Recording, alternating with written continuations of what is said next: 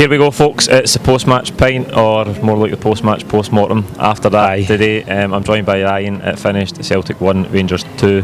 Ryan, in the build-up to this game, we talked a lot about how important the start to these games are, and you could see pretty early on that the game was taking the same pattern as the game at Hampden. Aye, and you've said primarily over the last week or two that we can't play that bad against them again. That at Celtic Park we won't play that bad. Aye, I'm sorry to say, we played that bad.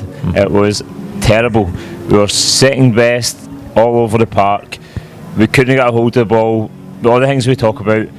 First to every ball, make sure we win the second balls, make sure we take hold of the game in the midfield. That's where the games are won often. It was won there today, and we were second best for way too much, and you wouldn't think that would be possible coming off the back of what performance that we put on at Hampden, to go and do the same again in our own backyard. You just wouldn't think that was possible, but it was, and now it's our job, unfortunately, to carry out this post-mortem and look at what happened in the match. I mean, credit, as much as it pains me, credit to Rangers because they were the better team. They pressed us very well, I thought, in the first half.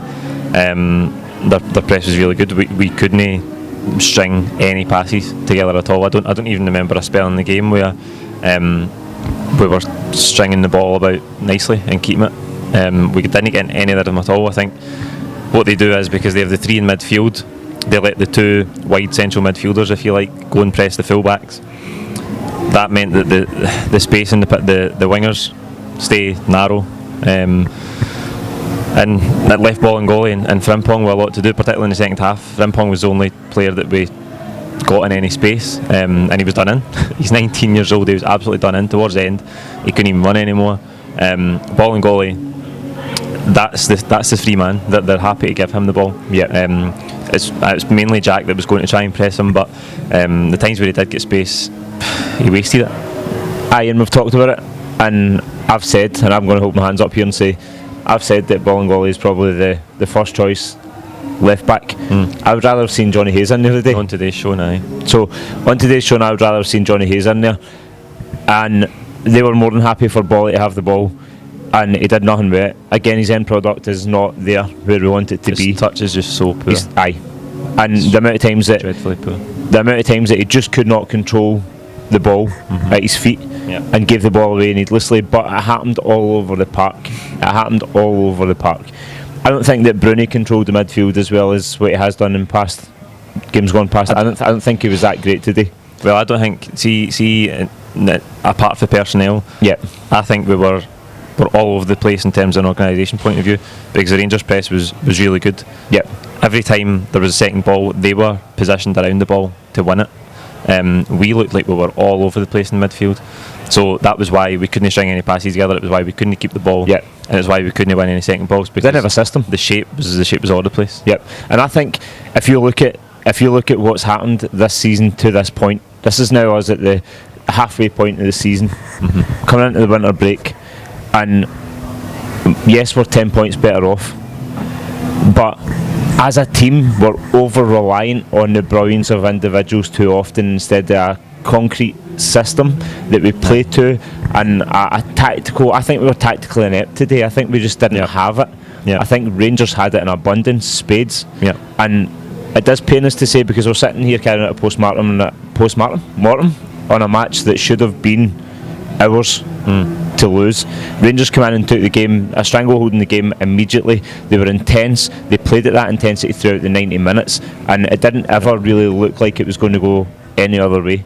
And for us, I think that has to be a stark wake-up call. That has to be a realisation of where this league is at, and I think there has to be something done that rectifies that for the second, because we're sitting here 10 points better off, like I've said. It's not a terrible start to the season, but we're getting pressed and pushed. And if we can't stand up in the games, which we've spoke about endlessly, this league is potentially going to be won on the games against them. And if this league's won on the games against them, and that's how we turn up to them, are we even trying? So we have to create something a bit better in the second half of the season. I don't think they were good enough today all over the park. Too many players posted missing, but again there was no tactical ability to move our way out of what we were in. Aye, that's the big takeaway today. I think every day will have a million factors that contributed to this today. That is the most worrying one for me, because you take the game at Hampden and you think there's allowances, you can make allowances, because we didn't have Edward. With Johnny Hayes in, who we've maybe just said we've been better with today. El Yunusi was unfit, he started. By the way, today I got it wrong, Neil Lennon got it wrong. I wanted Johnson to start, Neil Lennon started Johnson. It was wrong because he struggled, Mikey struggled. Couldn't keep the ball. One or two glimpses of getting at Tavernier in the first half, but again no end product. Shrugged off the ball a little bit too easily. But the big takeaway is that organisation. We're far too overly reliant on Odsonne Edouard. You look at how many times they come up with brilliance, and he can't do it today. So when Edouard isn't at his best and he doesn't produce a good performance or something out of nothing, which he actually did because he deflected in a shot, which was the only time we ever looked like fucking scoring. And he handballed it. And he handballed it at his hand, which, I mean, listen, Christie as well. I said at the start of the season, Ryan Christie, brilliant. He needs to bring it in these big games. He needs to start doing more against Rangers. He's done nothing against Rangers. I thought he was dreadful today. Another one who was, again, all over the place. Positionally all over the place. His intensity and pressing, which usually looks like such a good thing, he just looked like a headless chicken at times today. He just looked like he was chasing. So just on the tactically positionally thing, when it looks, for the start of the season, I've often wondered why Lennon allows that free roam of switch between left and right, where Forrest will just periodically just sway over into the right hand side, the left hand side, and then he'll wander back, and then just the flow there, the movement behind. And I think that's. I think it's to let Frimpong have space to come up on the outside. However, Frimpong wasn't there at the start of the season. He wasn't kind of first team. We had El Hamed, and we still had that flow behind where. I don't know what that's trying to achieve, but it didn't achieve anything today because the players didn't have a clue who they were meant to be. I think it's trying to achieve that. It's trying to achieve the space because it's so deliberate that there's clearly a reason for it, and the reason is to let the fullback come up on the outside.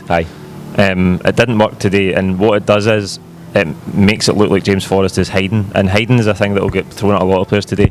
It's very easy though to put this on individuals, and I don't think it can be solved by saying, "Oh, he was rotten today. He was hiding. Aye, okay. In terms of personnel, the performances were well below par today, but collectively, it's about the team. We couldn't do anything to stem the flow, to turn the game in our favour, to get the momentum. We got a penalty and we missed it. Ryan Christie missed the last penalty. He was still taking this one. It probably doesn't matter who takes penalties. I'm fucking sick of Celtic missing penalties. It just seems to be every season we'll miss penalties. Every single season. Could have been Edward that hit it, but you just knew at that time that the penalty at 0-0 was a lift for us. Out of nothing. We didn't deserve to be in front at that point. We didn't deserve to be in front at that point. McGregor saves it. Then we go behind and you think, well, that was coming. Before we get the penalty, the Rangers goal was coming. And then you think, well, we'll get a reaction now. We'll get a reaction. And we get the goal. Huge slice of luck. As I say, the only time we ever really looked like scoring, a couple headers off the line for corners. But that's, if you're clutching it, or maybe we could have got something out of the game because we'd two headers, like sclaffed off the line. Come on. Is that where you're at? Do you know what I mean? Is that where you're at? So, see, when you just spoke about there, how we couldn't stem the flow of Rangers coming at us. It was wave after wave after wave, and any time that we looked to try and get out our own half, they cut out passes, they were first to the ball, and that was the problem. When you look at the penalty miss, that could have turned slightly the momentum in the game. It could have, but we didn't get we didn't score. They score, we score. Like you say, it was just a deflection. It was a stroke of luck, but out with that, there was nothing else that we offered throughout the game where you thought this is a spell of sustained pressure where we can start to capitalise and get our mark on the game. We didn't have that. The only time, the last 10 minutes or something. The only time we then resembled a spell was a wee flurry of corners. Yeah. And like I say, that's where the chances come from, where you have 2 cleared off the line, 1 in the first half, 1 in the second half. Rangers get the winner for a corner. We don't have any men in the posts. Ayer was in his heels there, by the way. Ayer should have been I first thought it to was that Edwards' ball. man. Well, Ayer should still have, because Ayer was the man that came in with him. When he moves to the front post, Ayer's the man that goes with him. So Ayer's got to get up there and get his head on. It was Edwards' man, but Ayer still was moving with him. So he was there. He was on his heels, he was flat, and he just didn't make the jump. Like, we've seen that in the cup final as well. Too many Rangers heads won. Always won the ball at set aye. pieces. Happened again today. We didn't have any men in the posts. No. Rangers did, and they get 2 goal line clearances from it. We didn't have them day, and all that means you sacrifice a man from marking inside the box. But listen, it cost us today. But again, that would be a sticking plaster to say if we'd put men in the post today, we could have got a draw. We need to play better. We need to come up with, and that was where I was going with my last point.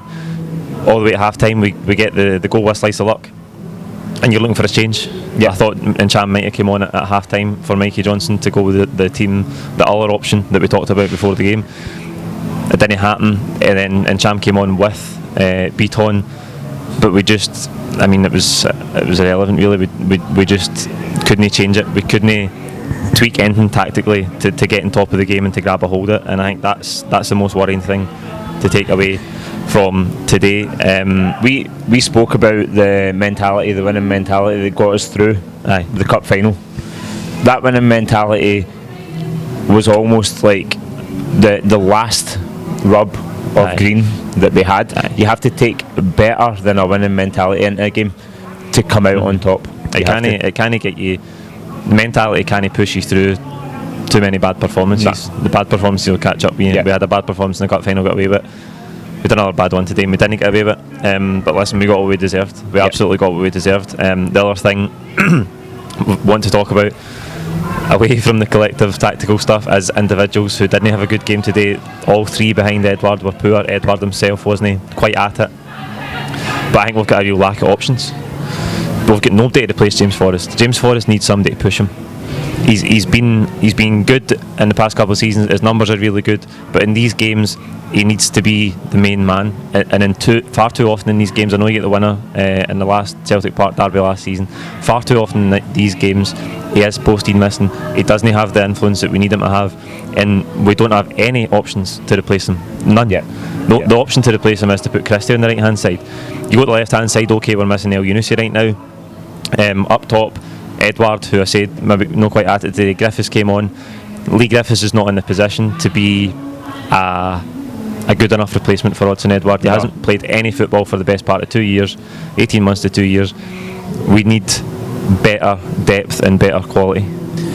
And again, if you watch Channel for long enough, we've spoke endlessly about the depth that we now have in defensive positions, and that depth has been diminished this kind of past maybe 6 or 8 weeks through injuries, which you expect throughout a season. You're going to encounter injuries, but that's why we had the backup. We had Frimpong there, but when you look forward, James Forrest has no one to push him. I thought, where's Shved? Where is Marianne Shved? Gonna. Like, is he another? Who's the big boy? He didn't play that often. I don't even know who he was. The big defender guy. Compa. Aye, Marvin Compa, right? That left me. But why is Marianne Shved not pushing? I thought he looked really good against Nom Kalyu. Well, aye, Nom Kalyu. And I think he's got a lot of potential. I don't know what he's doing with it, because if he was doing it in training and putting the work in, we'd be seeing him, and we're not. So you can't say that we've not signed people that could push James Forrest.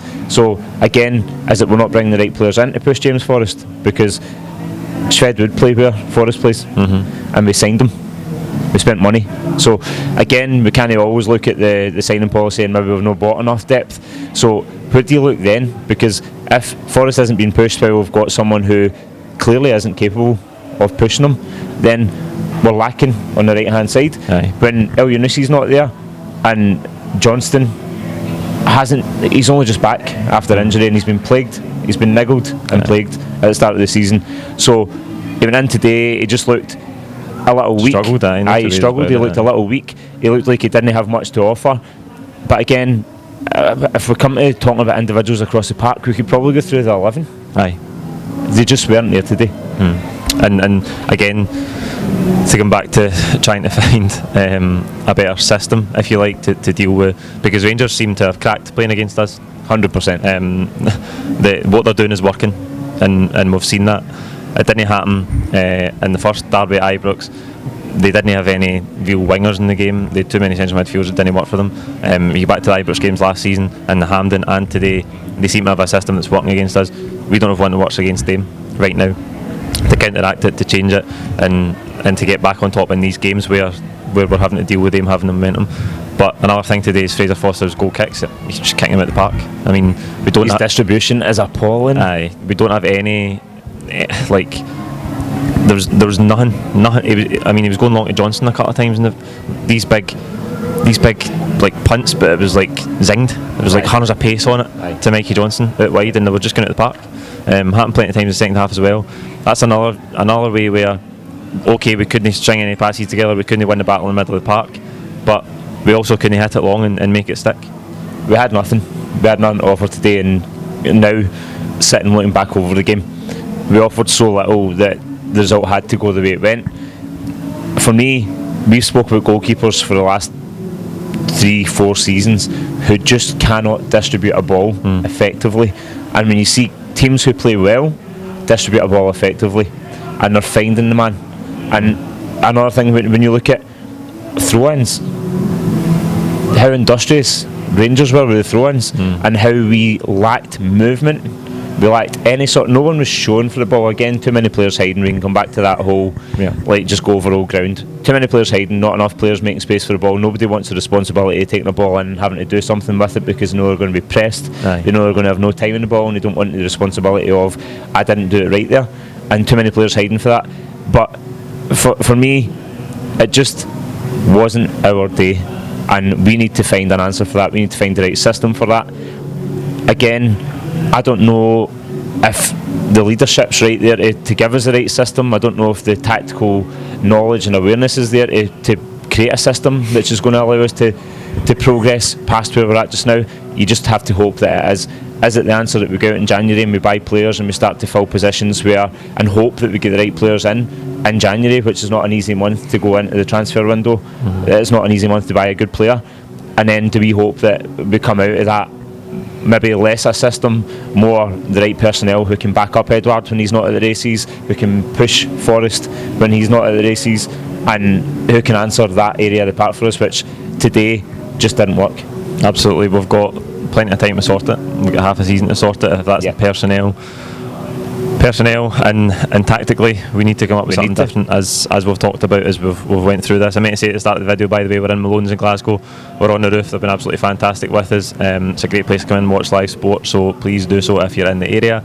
That's it for the post-match pint today. Comment with your own thoughts below. Please don't forget to subscribe if you haven't already, and we'll be back after the winter break. Thank you.